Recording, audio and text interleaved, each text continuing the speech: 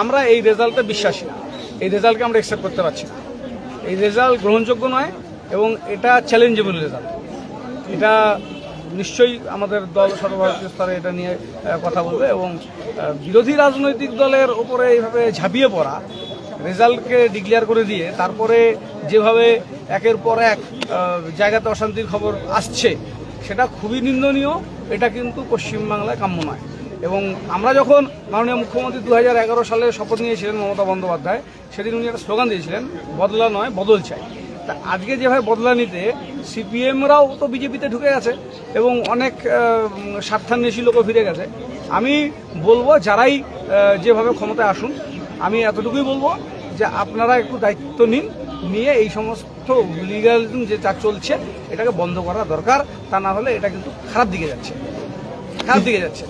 কুচবিহার শহরের মধ্যেও দেখা যাচ্ছে যে তৃণমূলের কার্যালয় ভাঙচুর হয়েছে কুচবিহার শহরেও। লজ্জাজনক ঘটনা। কুচবিহার শহরে কোনোদিনও মানে সিপিএমের আমলেও না, তৃণমূল ছিল, তৃণমূলের আজকে 15 বছর ক্ষমতায়, আমরা কখনো এই জিনিস দেখিনি। এই কয়েক ঘন্টার মধ্যে যে পরিস্থিতিটা বিজেপি তৈরি করতে চাইছে সেটা কাম্য নয়। আমি বলবো এদের যদি দায়িত্বশীল নেতৃত্বরা থাকেন তারা এই বিষয়গুলো নজর দিন।